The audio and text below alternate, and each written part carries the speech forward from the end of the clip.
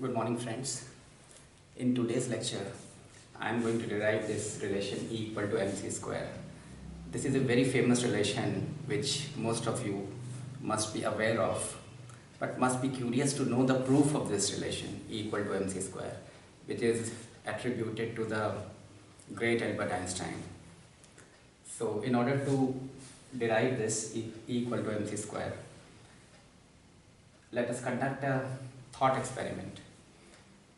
So in this thought experiment, we imagine that there is a K frame. K frame is let us say it's an inertial frame, and there is a body. Let us say this is a trolley, this is a compartment which is at rest. Right now it is at rest, and the observer is here. The observations are made with respect to the K frame, so the observer is here. So this is the perception of this observer, that this compartment is at rest and two photons, this is a photon and this is also a photon, and two photons are striking this compartment from the transverse direction, and we are just conducting a thought experiment, and photons are particles of light. So the particles of light, or the quanta of light, that is, or radiations, which are also referred to as photons, they are striking this compartment from the transverse direction. And obviously, because of symmetry considerations, after we are assuming that after striking this compartment, they are sticking to the compartment. So they become one with the compartment, they become an integral part of the compartment. And after they collide with the compartment, obviously due to symmetry considerations, even after the strike, even after the collision, this compartment will remain at rest. So this is the scenario as observed from the K frame. Now let us visualize another frame, x dash, y dash, and let us call it K dash frame, and this is another inertial frame which is translating with respect to the K frame with a velocity v in this direction. And an observer, we want to know the standpoint of this observer who is stationed on the K dash frame. So to this observer, this compartment, because this K dash frame is moving in this direction, so to this observer, this compartment would appear to move in the opposite direction, and the photons would appear to move with certain angle with the vertical, not along the vertical, but from the standpoint of this observer, the photons would appear to move at certain angle from the vertical, and this stems from theory of relativity.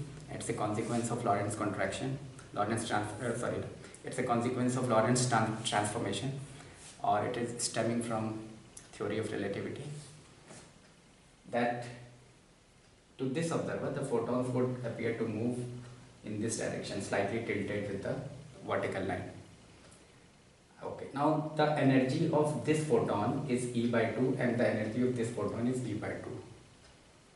So the momentum of this photon will be E by 2c, because the momentum of the photon is energy times the speed of light.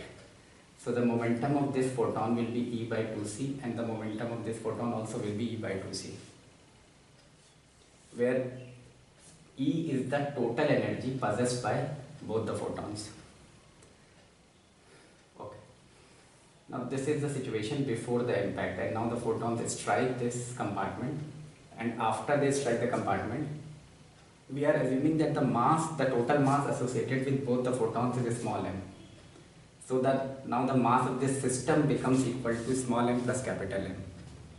And you see, the velocity of this frame does not change, the velocity of this compartment does not change with respect to this frame. It is at rest, the velocity is 0 before the impact, and the velocity is 0 even after the impact.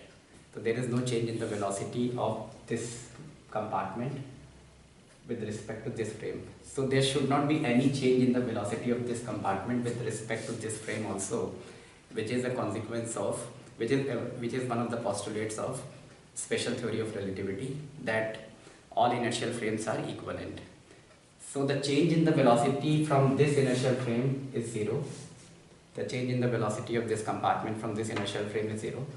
So the change in the velocity of this compartment from this inertial frame must also be 0, in conformance with one of the postulates of special theory of relativity, that all the inertial frames are equivalent.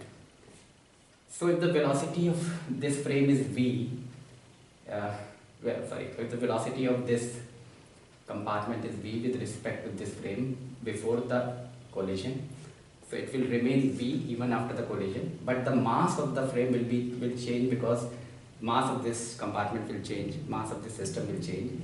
Let us say that the mass associated with these photons together, the total mass associated with these photons is small m. So the mass of this system now becomes capital M plus small m. Okay, now because this is an inertial frame and we are assuming that there is no external force acting on the system in this direction, so we can conserve linear momentum of the system in this direction with respect to this frame. So now let us conserve linear momentum of this system. Of this entire system, the system comprises this compartment and the two photons. Let us conserve the linear momentum of this system along this direction, because we are assuming that there is no external force acting on the system in this direction. Okay, now the momentum before the impact or before the collision is, the momentum is mv. mv is the momentum of this, and plus the momentum of these two photons in this direction will be E by 2c sin alpha, this component of momentum,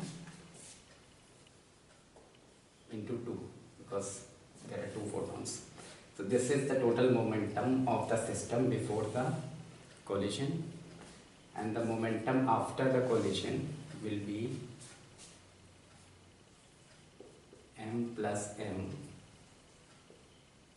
into v.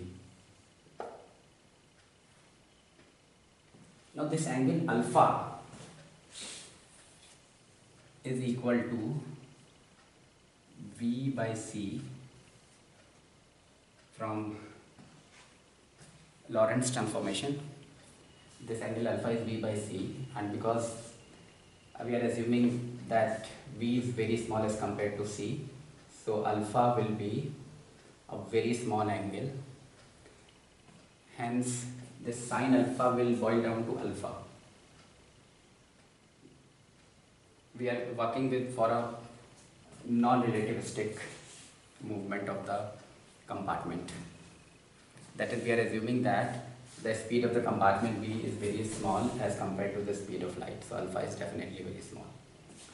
So we drop this sign because alpha is very small. So the next step will be, instead of sin alpha, we can replace the sin alpha by alpha, and alpha is equal to v by c. So this sin alpha can be replaced by v by c into 2.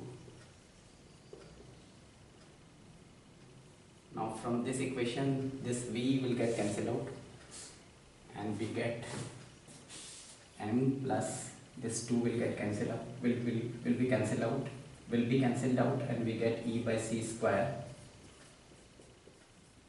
equal to m plus m. This m cancels out, and we get e equal to mc square. Now this is the proof. This is the proof based on this thought experiment. I hope you liked the proof, and I hope you understood the proof. Thank you very much.